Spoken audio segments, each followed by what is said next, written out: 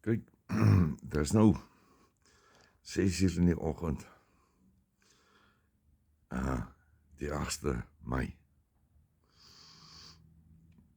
Nou gaan julle vir my vra, nou hoekom is dit nou 6:00 in die oggend, dis die 8de Mei, en jy's binne huis en jy het 'n hoed op. What the fuck?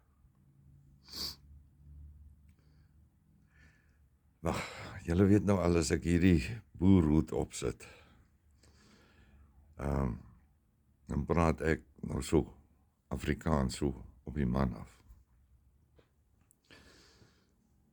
En dis nou ongelukkig, ek is nou maar 'n boer, Afrikaner boer. Boer, hierso. Dat is nou so my oupel Tolla. Hy het mis nou hierdie joke vertel van die mense wat gesit en luister het, radio luister het. Toe raak die ou radiootjie se batteries pap, soos Tolla gesê het. En toe het hulle nog gegaan in die kar se battery gaan uithaal.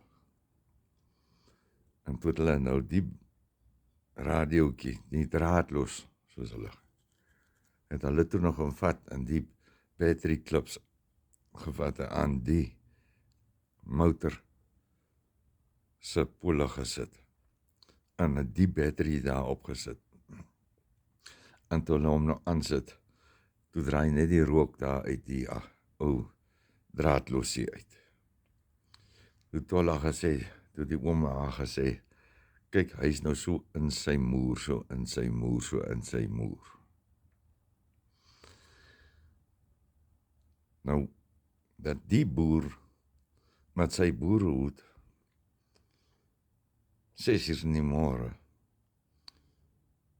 vandag, die 8de Mei, nou een ding vir jou sê. Kyk, hierdie landjie is nou so in sy moer, so in sy moer, so in sy moer, laat nie eers 'n 12 volt battery hom gestart gaan kry nie. Nou, wat ek nou eintlik op die hart het vanmôre, hierdie tyd, met my boerhoed op. Rampies se saak kom ons nou vandag voor, of die uitspraak dan nou. Nou, die vraag is nou, kyk, laat ons nou weet, die land is in sy moer. En dit is nie nou net Rampies se skuld nie, hy het hom net verder opgefok. En ons almal weet, Rampies was nou die swakste president wat die land nou nog gehad. En al die rekords is daar van A tot Z om dit te bewys. Nou as die konstitusionele hof nou vandag nou beslis teen Rampies in die stront wat hulle aangejaag het in die parlement om nou vir Rampies te beskerm en al die goed. Nou is my vraag vanoggend, of Rampies, kyk, die parlement ja anyway kak aan. En die ANC het nog steeds alles met al hierdie stront weggekom, al die jare. My vraag is nou, aan Rampies. Rampies, jy weet mos nou, never mind die kak wat die parlement aangejaag het. Jy weet mos nou, dat jy het mos nou, was mos nou regtig nie 'n goeie man daar in die beheer van die leiersels van hierdie land. Jy het in die stuurwiel gevat in die stokke, Boeta, en jy het nou gejaag. En jy het sakke vol geld gemaak in matrasse en banke in jou huis vol dollars. Nou my ou chom, ek weet nou nie hoe jy gedink het, hoe lank jy nou met hierdie stront gaan wegkom nie. En jou kadermaatjies hoe lank hulle nou daarmee gaan wegkom. En hoe lank jou kadermaatjies daar in die parlement ook nog gedink het, hoe lank hulle daarmee gaan wegkom nie. Maar julle het nou so ver gekom. Rampies, ek kan nie sien dat die parlement, die konstitusionele hof, nou gaan sê in jou guns of in die parlement se guns nie. Want dan is hulle wragtig net so korrup soos julle. En die parlement.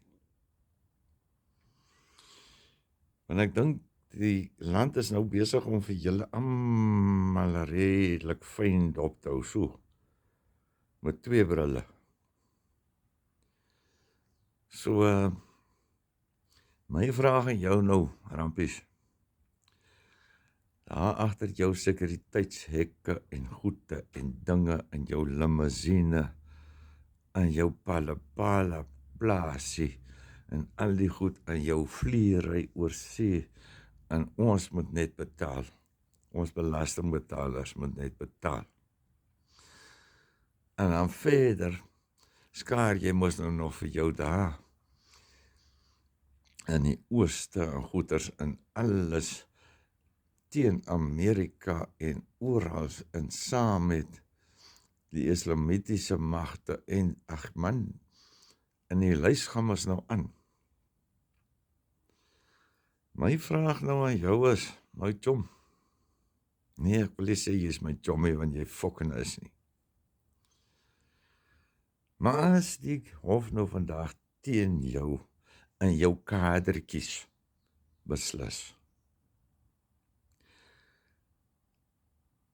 gaan jy ry en gly, of sal jy pak en wy, of gaan jy wragtig probeer om te stiek? Jy en jou kadertjies gaan julle probeer om jou gat nog verder te beskerm. Ek dink nie.